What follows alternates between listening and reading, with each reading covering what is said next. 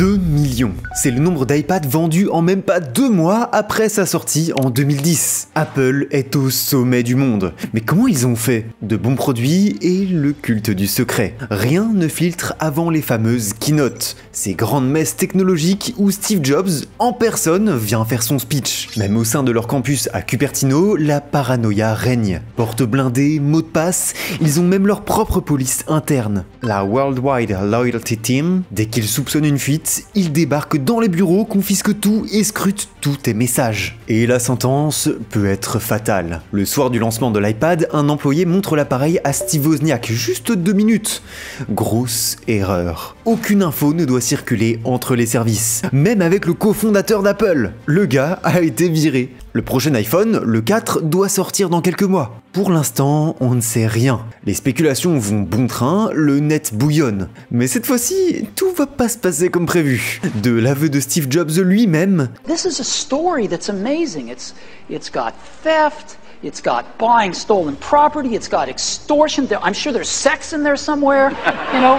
So somebody should make a movie out of this. Alors non, pas de sexe cette fois-ci, mais une bière, un raid de police, des milliers de dollars en jeu et un prototype perdu dans la nature. Aujourd'hui, on vous raconte le plus gros leak de l'histoire, qui a failli faire tomber Apple. Un employé d'Apple, un mec ivre et un iPhone entrent dans un bar. Gray Powell est un ingénieur. C'est un gamin, il fête ses 27 ans dans un petit bar à Redwood City, en Californie. Avec lui, un smartphone. Et pas n'importe lequel. Un prototype d'iPhone 4 dissimulé dans une coque de 3GS. Comment c'est possible? Que fait un produit Apple dans la nature plusieurs mois avant sa sortie officielle? Est-ce que Powell l'a volé? Non, au contraire, selon Steve Jobs, certains employés emportent des prototypes pour les tester à l'extérieur des locaux. Et c'est exactement ce que fait Powell. Il envoie des SMS, va sur Facebook et poste quelque chose sur la bière qu'il boit parce qu'elle est sacrément bonne. Hein. Mais... il se fait tard. Et surtout, c'est risqué. N'importe quel hacker pourrait en prendre le contrôle et voler toutes ces données ultra confidentielles. Parce que oui, c'est au même moment qu'on voit les plus gros scandales de hacking. Le hack de AT&T qui expose 114 000 emails d'utilisateurs iPad. L'opération Aurora pour attaquer Google et 20 autres entreprises. Le vol de données de 77 millions de comptes PlayStation Network. Vous imaginez, même les géants de la tech n'étaient pas à l'abri. Alors nous, simples mortels connectés à des Wi-Fi publics douteux, on n'avait aucune chance. Mais si Gray Powell avait eu CyberGhost VPN ce soir-là. Pas de données volées sur le Wi-Fi du bar, pas d'activité Facebook traçable et surtout pas de prototype perdu dans la nature. Parce que oui, avec CyberGhost VPN, vos données sont encore plus sécurisées que les prototypes des iPhones. En quelques clics, vous devenez invisible sur le web. Vos données sont chiffrées, votre localisation est masquée et vous pouvez même vous téléporter virtuellement dans n'importe quel pays. En seulement 2 clics, vous vous délocalisez et vous pouvez débloquer plus de 40 services de streaming. Et c'est là que ça devient vraiment cool. Vous voulez YouTube Premium? Pas à 12,99€, mais 1,40€ en vous connectant depuis la Turquie. Vous économisez tellement que vous rentabilisez largement l'abonnement. Et contrairement au prototype d'iPhone 4, CyberGhost VPN vous lâchera jamais. Avec plus de 38 millions d'utilisateurs satisfaits et une note exceptionnelle sur Trustpilot, c'est la solution pour naviguer en toute sécurité. Et pour vous, viewers de Technotrash, on a une offre exclusive. 83% de réduction et 4 mois gratuits. Soit seulement 2,03€ par mois pour protéger jusqu'à 7 appareils. Parfait pour partager en famille ou entre amis. Le lien est en description. Powell quitte le bar et laisse l'iPhone 4 sur le comptoir. Pourquoi? Ça vous est jamais arrivé, vous, d'oublier où vous avez posé votre smartphone? Sauf que vous, c'était pas le prototype d'une entreprise hyper à cheval sur le secret. Ah, un mec sort des toilettes, il a l'air bien bourré. Oh non, il prend l'iPhone. Bon bah c'est foutu, hein, il va l'embarquer. Ah non, il le tend au gars qui est assis à côté de Powell. Eh, c'est ton tel, fais gaffe à pas le perdre. Le gars en question, c'est Brian Hogan, 21 ans. Perplexe, il récupère l'iPhone et cherche son propriétaire dans le bar. Bien sûr, Powell est introuvable. Alors pause, ça, c'est la version de Hogan. Peut-être inventé pour ne pas être accusé d'avoir pris lui-même l'iPhone. Un détail pas si anodin, hein. On veut pas être coupable d'avoir volé Apple. Bref, comme y a personne, Hogan tripote le téléphone qui ressemble pour lui à un 3GS. Mais c'est bizarre, la forme est pas pareille. La caméra crache, la résolution est supérieure, le bouton volume est divisé en 2, il y a des codes barres sur le côté, et quand il ouvre Facebook, il y a le profil de Gray Powell. Bah génial, il le contactera demain. Sauf qu'au matin, l'iPhone est bloqué. Impossible de l'utiliser. Parce qu'entre-temps, Apple Apple s'est rendu compte de la disparition. Réflexe, désactiver l'appareil à distance avec MobileMe, l'ancêtre d'iCloud. Mais s'ils peuvent faire ça, pourquoi ils n'ont pas aussi essayé de le localiser avec l'appli Localiser mon iPhone, celle que vous utilisez quand vous vous le faites piquer dans la rue. Tout bêtement, le prototype tournait sous OS 4, qui n'avait pas ce service. Donc Apple n'a pas les moyens de trouver son appareil, et Hogan n'a plus la possibilité de contacter son propriétaire. Super, il tente de le faire redémarrer en le branchant à l'ordinateur de sa coloc. Échec. Bon, il va quand même essayer d'appeler le service d'assistance d'Apple. Oui, bonjour, je crois que j'ai trouvé un de vos prototypes dans un bar. Et on lui rit au nez et on raccroche. Mais quelle bande d'idiots, le mec veut juste leur rendre leur téléphone. Pourquoi ils le prennent pas au sérieux? Bah simplement parce qu'Apple leur a rien dit. Ils sont même pas au courant qu'un prototype a été perdu. Et ça paraît tellement improbable, un iPhone 4 paumé dans un bar. Les gars ont dû croire une blague ou que c'était juste une contrefaçon. Hogan a essayé, mais Apple ne veut pas récupérer son iPhone. Pas grave, il y a plein de gens qui seraient prêts à payer une fortune pour mettre la main là-dessus. Comment le leak s'est retrouvé sur internet? Hogan charge un de ses potes de contacter des blogs spécialisés dans la tech. Ils ont fleuri ces dernières années. Le succès d'Apple a amené plein de nouveaux nerds à s'intéresser à ce domaine et ils traquent la moindre news. Rapidement, deux rivaux s'affrontent pour récupérer le prototype, Engadget et Gizmodo. Mais eux aussi ont le doute. Et si c'était un canular? Hogan veut 10 000 $. Finalement, Gizmodo achète le prototype pour 5 000 $ et promet un bonus selon le succès de leur histoire. Ils le reçoivent, puis le démontent pour en avoir le cœur net. Quelques jours plus tard, le matin du 19 avril, Jason Chen publie sa bombe. Ceci est le prochain iPhone d'Apple, où il expose sa trouvaille. Une caméra frontale, une première pour un iPhone, une carte micro SIM, inédite pour un modèle américain à l'époque, une meilleure résolution d'écran qu'un 3GS, une batterie plus grosse, 16% de capacité supplémentaire,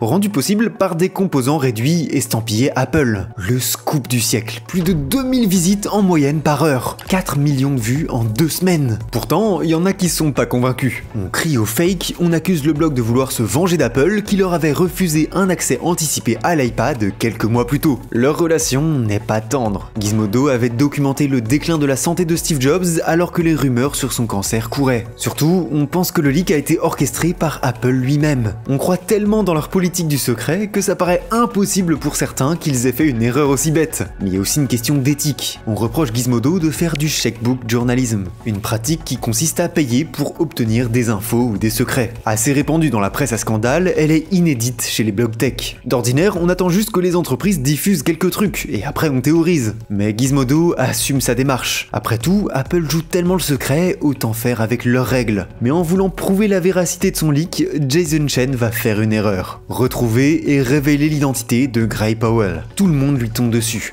Le gamin a rien demandé, il risque de se faire virer. Et en effet, dans l'ombre se prépare la contre-attaque d'Apple. Bah oui, Steve Jobs, il en pense quoi de tout ça? Vu l'ampleur du buzz, on lui a forcément demandé. Et sa réponse, c'est l'interview que vous avez vue au début. Face à la caméra, il fait genre qu'il sait pas trop ce qui se passe, qu'il est pas trop impliqué. Mais les gars, c'est Steve Jobs, le fondateur d'Apple, qui veut rien laisser filtrer. Il était parfaitement au courant. Selon ses proches, c'était même le plus impliqué de tous. Et il était furieux. Il aurait même appelé Gizmodo. Je veux mon téléphone. Dès le jour du leak, Apple a envoyé une lettre officielle au blog, réclamant le retour du prototype.